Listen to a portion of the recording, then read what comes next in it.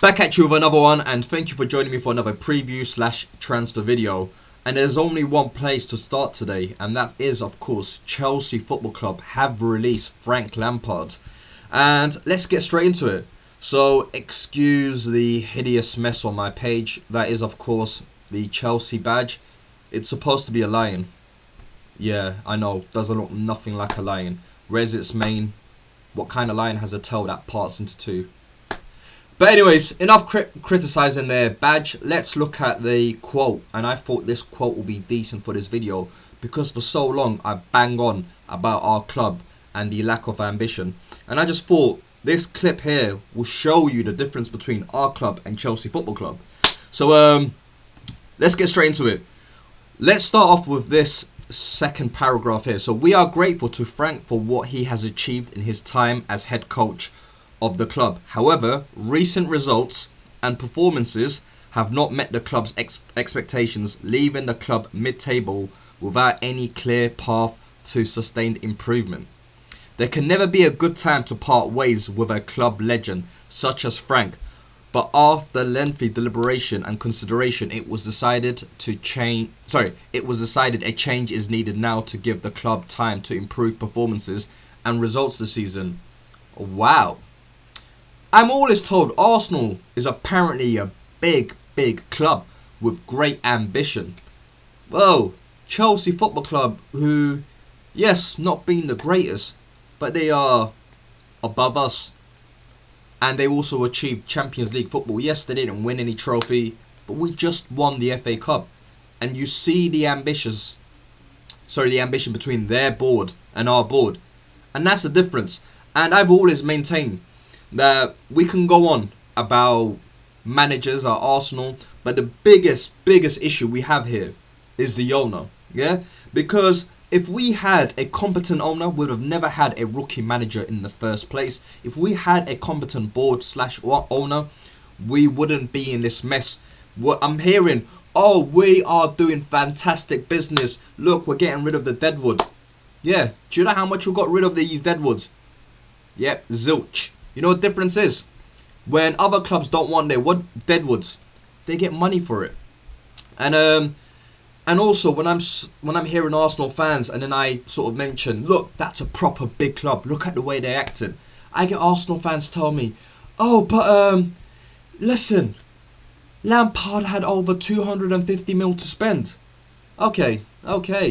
So by that logic, did Everton, did West Ham, did Aston Villa, did Southampton, I can go on, did Leicester, all these teams ahead of us, did they have this much money? Leeds United just got promoted from the Championship, barely spent anything. Yes, they bought the guy from Valencia, who's not really worked out that well. They bought Koch from Freiburg, but they sat 4 points, and they've got a game in hand. If they win that game, they're only 1 point ahead of us. Compare our squad to Leeds United. Absolute madness, yeah, in terms of how much we spent compared to them. So don't tell me he's had X amount of money. No, because I'm not buying that. Yes, that's awful from Frank Lampard, and I don't expect anything less from Chelsea because they move like a big club. But why are we content? Why are we making excuses? Oh, but he's had over 200. Then what I hear is as well, yeah, and I had to bring this point to someone today, because they were telling me, well, look at the money he's had, look at the players he's managed to bring in. Okay, but half the squad is Arteta's, is it not? Now, you're probably thinking, oh, no, he's only had one transfer window. Okay, well, 2, including this January one. So, let me just sort of bring back about the fact that more than 50% of this squad is Arteta's, yeah? So Arteta convinced Xhaka to snub Hertha Berlin and stay. That's one player. Ronison 2, Willian 3, Marie 4, Cedric 5, gave Luiz an extension 6, Partey 7, Gabriel 8, Saka extension 9, Martinelli extension 10, Oba extension 11, Matt Ryan 12, Holden extension 13, Ceballos brought back from loan 14. 14 out of the 25 is his. 14 out of the 25. So how can you be telling me that, oh, he doesn't have the players? all these players have been either they've been bought in or they have decided to stay because of Arteta. So I'm not believing in that BS. And also, it was another interesting quote by Arteta's good friend Pep, who has said this today. Pep on Frank Lampard: you have to win. People talk about projects and ideas, but it doesn't exist. Again, let me just say that sentence again. You know, like, you know, when you're like on Fire in the Booth, or you're kind of spitting and then they go do a re-up. We're going to do a re-up on this, yeah? Pep on Frank Lampard: you have to win. People talk about projects and ideas, but it doesn't exist. You have to win or you be sacked. Okay, that sounds very... what kind of language is that? You have to win or you'll be sacked.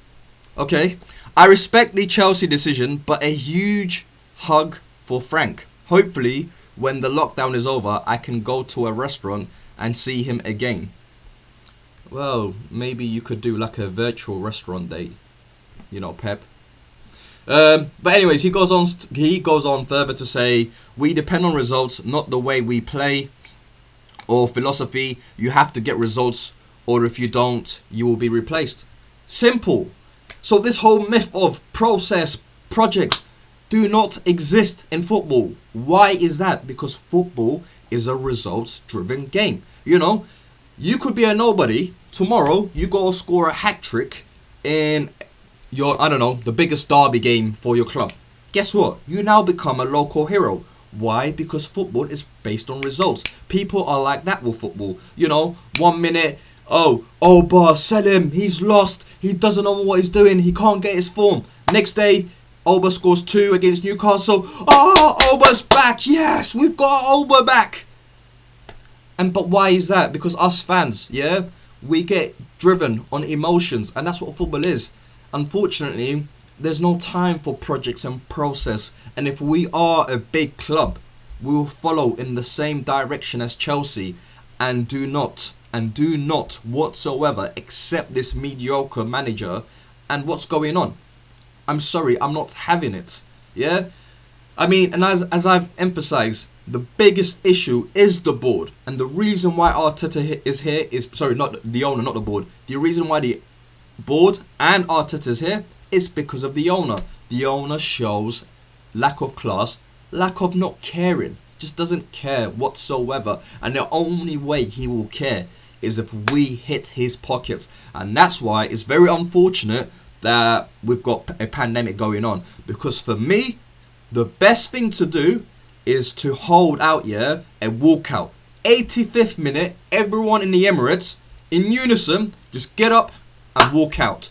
Walk out, hit Kroenke's pockets. And that's the only way sponsors will wake up and realise, hold up, we don't want to pay for your sponsors anymore. Look, your fans can't even be asked to stay. It's looking bad for our, you know, our company. Why should we continue sponsoring you? And then that's when the Kroenkes will wake up and say, you know what, either we need to take this club serious and invest, or let's just make dues and sell it to someone who does care about the club. But we as a fan base need to start doing things, and I've said it previously and I genuinely mean it. But let's move on to other stories anyway. In terms of other outgoings, so today we have seen Socrates leave, and that says there in Greece, welcome to Olympiacos. Oh look, you've got English there as well, so yeah, welcome to Olympiacos. Socrates will be joining Olympiacos, and all the best to him. He's been a decent professional, and yeah, fair play Socrates, mate. Why else do I have Chelsea? No, we don't want to see more Chelsea. Another one that might be leaving, Shkodran Mustafi in talks with Arsenal to terminate his contract early. Similar agreement to Ozil and Socrates. But this is what made me scratch my head, because last time round, didn't Arteta clearly specify that Mustafi will be in his plans for the remainder of the season? And that's when I had that bitch fit, and I was like, well, why do we need to keep Mustafi? We've already got 6 centre backs. There's, you know, less than half a season to go. Why do we need him? Plus, we've no longer got FA Cup. So what? We've got half a season in the league, and we've got the knockout stages of Europa, and who's to say we're gonna go past Benfica? So let's say if we get knocked out by Benfica, that means we've got 6 centre backs under our books to play less than 18 games remaining, when we only play with 2 centre back. So why do we need 6? Let him go. Easy solution. Let him go. And you know, and it's so funny because Chris Wheatley does then mention Arteta said last week that he wants to keep Mustafi, but the centre back hasn't been involved for almost a month. AFC have 5 centre backs: Gabriel, Luis, Marie, Holding, Chambers. The Germans representatives are keen on finding a solution in this window. Let him go. I don't know if you guys have been tracking Saliba's progress. Another man of the match. Another man of the match. The guy has played 4 games, got 2 man of the match, but he's not ready. Don't forget, we've also got Mavropanos on his way coming back as well. Yeah, let him go. Let him go. Likewise, David Luiz, come June, no extension. Sorry, adios, bye bye. Don't care. You know, we've got, so come next season, Gabriel, yeah, Pablo Marie. We have Chambers, Holding, Saliba. Did I say Mavropanos? If I haven't said Mavropanos, then that's 6. If not, it's 5.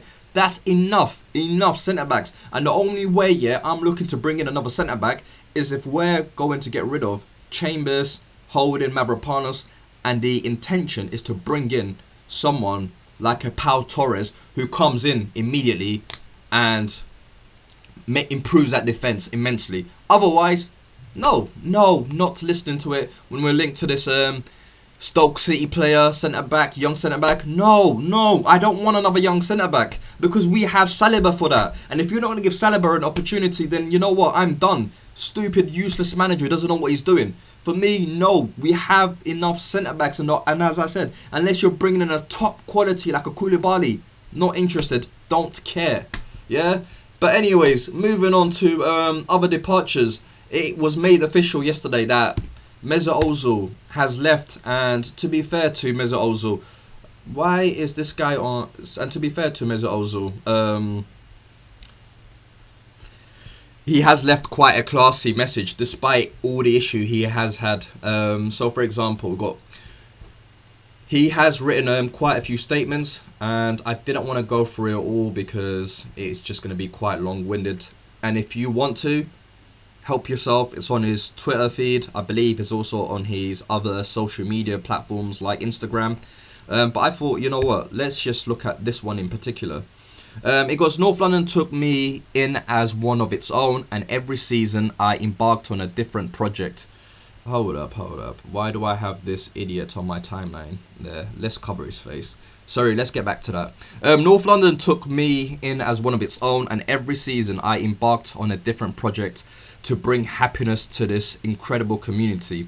Although I might be leaving North London, this will not stop. It might be the end of a chapter, but my connection with this amazing club will never fade. It might be goodbye for now, but it's not goodbye forever. To the Arsenal fans around the world, Ya Gunners Ya. Now, for me, in terms of Mesut Ozil, all the best to him. I don't have any hatred towards him. I know many fans are split. You either love him or you can't wait to see the back of him. But for me, we messed it up in giving him that contract. And the way I look at it is, if I was in his position, I would do the same. And for everyone out there who really and truly hates Mesut Ozil, ask yourself the same thing. Would you not have done that if you were put in Mesut Ozil's shoes? And if you're telling me otherwise, you're a liar. Yeah, you're a big liar. So for me, I do not blame Mesut Ozil. For me, what I do blame is how we managed him and how we let him become so comfortable that he used plenty of excuses not to make the travels up north. And that's where I blame the manager and how we've managed him as a player and one of our assets. And we didn't obviously get anything for him, so I blame that on the club.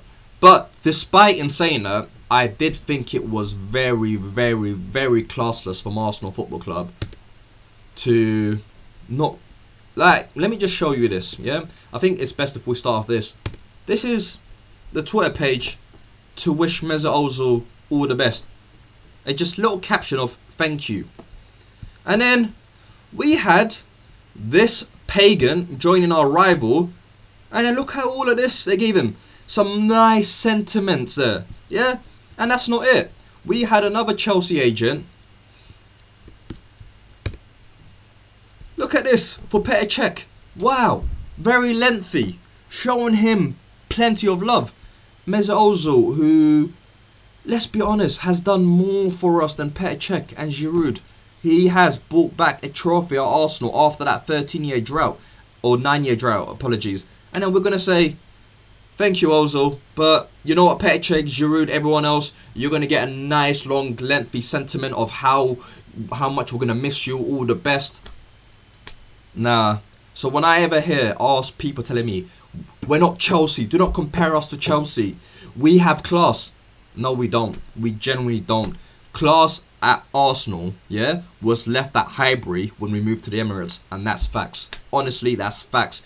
We have no class. It's all about the crunkies, all about making money. They don't care about us fans. So I don't know why us as fans, we protect them.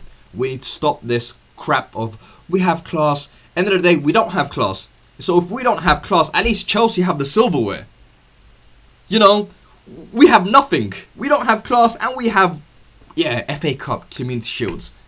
I'd rather win the league. I'd rather win the Europas. I'd rather win the Champions League. And you know what?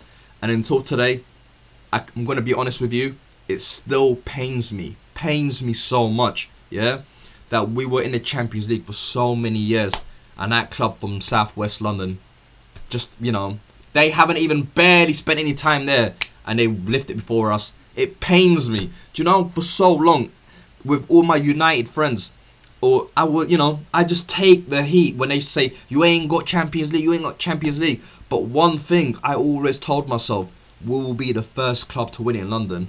And we didn't. And it's always going to pain me. And I guess that's a perfect time to move things on to the next part of this video. And that is tomorrow's game against Southampton. And I did have some interesting facts, but then I thought it's not really great reading for us, so do I really want to read this out and then, you know, put us down again?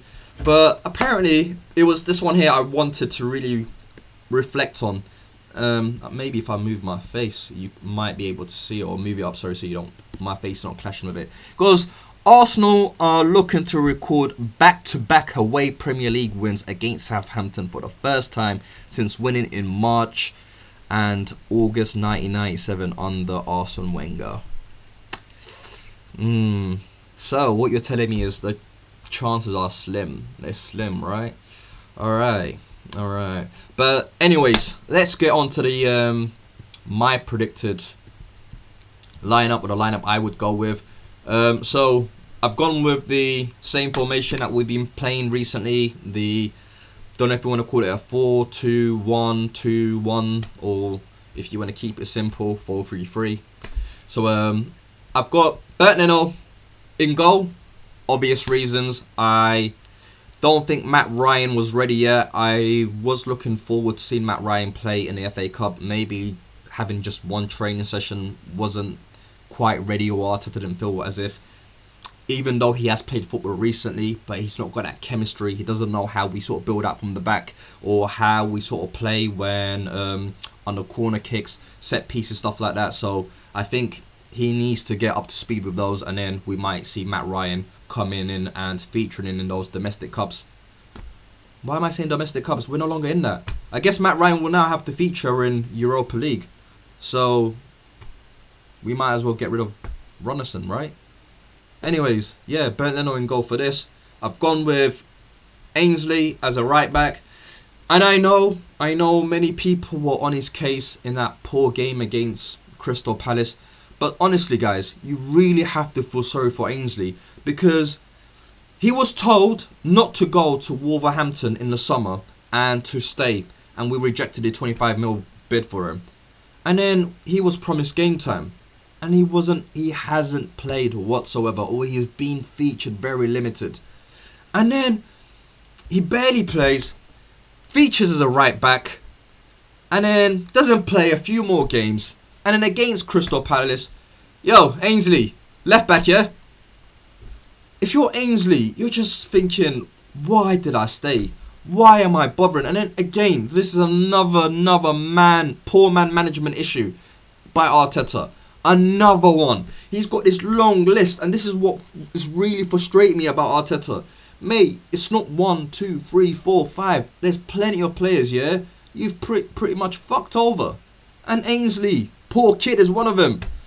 And I'm sorry, Ainsley, but you need to play, mate. You need to play. And for me, we need to give Cedric a rest because he played a full 90 minutes. But if I'm honest with you, I can see Bellerina coming back. I know Arteta is going to select Bellerina. So why am I lying to myself about playing Ainsley? Well, I'm hopeful. So hopefully he plays Ainsley.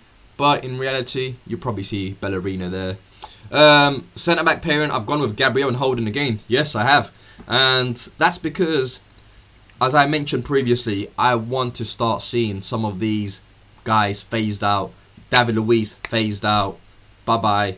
You know, you're not part of the plan next season. So give it to Holding. Let Gabriel and Holding, form that pair. So I'm happy with these two. Yes, Gabriel was a bit shaky, but remember, he just got back from COVID and he hasn't played a few games. It was actually his first game he played this year in the previous game at Southampton in the Cup. So hopefully he can get that match fitness and we won't see those calamitous errors that he made in those early moments in the first half. So I'll play Gabriel. Kieran Tierney, I'm not even going to give my reasons because it's Kieran Tierney. Thomas Partey, same reason. Thomas Partey is there. You know what? He's there. And our second best midfielder is somewhere around here. Yeah? That's the difference between Thomas Partey and everyone else. It's just world class. Absolutely think he's brilliant. And I feel sorry for him as well. He left Atletico where they're pretty much first. And they're most likely going to win the La Liga to join a team sat in mid-table, knocked out of domestic cups. I'm so sorry, Thomas Partey. I'm so sorry. But neither will I let you go back. No, sorry. You've made your decision. And now that you're here, we will never allow you to go back to Atletico or anywhere else. So unfortunately, you're stuck here for life, Thomas. I wish. Ceballos, because Granit Xhaka, I just don't see it working with Partey. I really don't. It's just not for me. I want to bring in Ceballos and see if that partnership works. So I'm going to bring Danny Ceballos. Smith Rowe, because he is the man at the moment. Without Smith Rowe, we just don't create anything.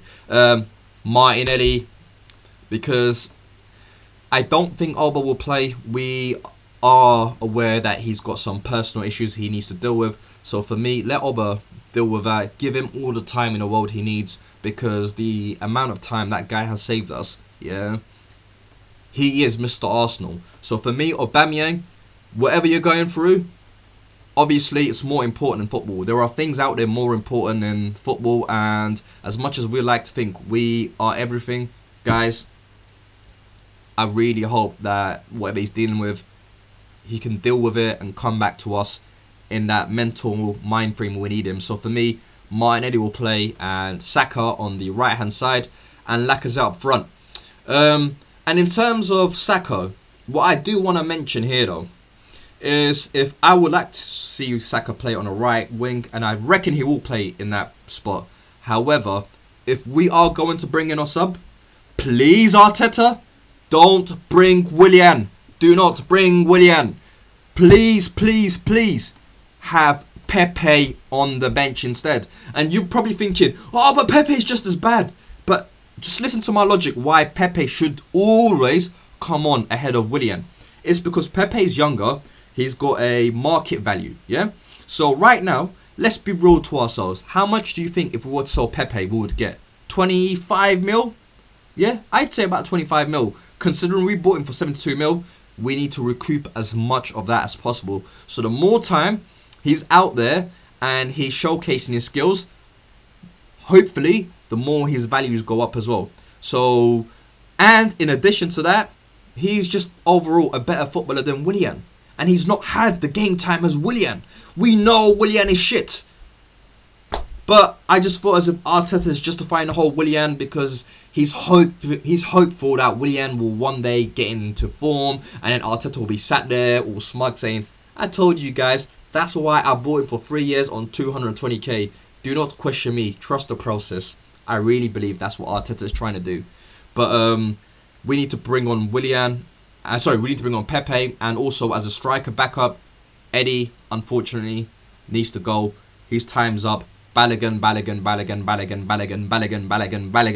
Do not care. If anything happens to Laka, it's Balogun. And if it's not Balogun, you bring on Balogun. And if that Balogun can't play, Balogun comes on. Yeah? Don't want to see Eddie. Sorry, no Eddie, no Willian. Get them out of my team. And as bad as I feel about Eddie, because I don't feel as if, you know, he deserves all the slack because he's still a young player. But I feel Arteta is causing the fan base to turn on him by playing him constantly and taking those minutes away from Balogun by giving it to Eddie, who just doesn't do anything with it. But anyways, let's get on to some comments from the last video. So I've got Zayn Kamifi, so poor and disappointing. Get Willian out of this club. Completely agree with you, and I did sort of say he's probably the worst player in our squad. And you then say, agree mate, you should do a video on how he's the worst player. I don't want to see him play anymore at the club. Do a video about him being the worst. You see, the only problem with that is, I think I come across as very negative, or maybe that's the, you know, perception I give myself off. Like I'm always moody, I'm always saying, oh Arsenal, I'm never really happy, am I? So do I really want to do a video on Willian and why he's so crap? I don't think I really need to enlighten anyone, but if there is enough demand and if guys do want to see me make a video on why Willian's so crap, then I'm happy to do it. But it can either be sort of 1 minute or it can even be 2 hours, because I've got that much material to go on about how shitty he is. Yeah, and honestly, sometimes in terms of the videos I do, I kind of cut myself short because at times I can just go on forever. I can go on forever talking about these guys, forever, and I just need to know when to, you know, rail it in and just shut my mouth. So if you really want to sort of see a Willian video, I'm more than happy to do that. But if it's not going to be very insightful for other people, then there's no point. But I'm obviously open to all suggestions out there. But yeah, thanks for the support. We've got Alan P. Makes sense why even Leeds didn't really want to play Eddie on his loan. No good, man. Yeah, honestly, when you can't get ahead of, what's his name now? Bamford, that's his name. I was about to say Bashford. Bamford. When you can't get ahead of Bamford, then are you really Arsenal quality? Not for me. Not for me. Sam Brady, Eddie out, Balogun in.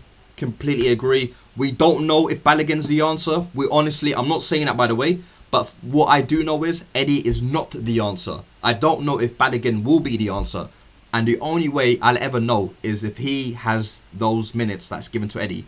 Give Balogun those minutes, and then us as a fan base, we can collectively decide whether Balogun is a long-term plan for this club or not. But we don't know that because we're continuously giving opportunity to a 21-year-old who's turning 22 this year, and he's not doing nothing with it. So for me, sell Eddie, and Balogun might be the answer. If not, Tyrese John-Jules. If not, Muller.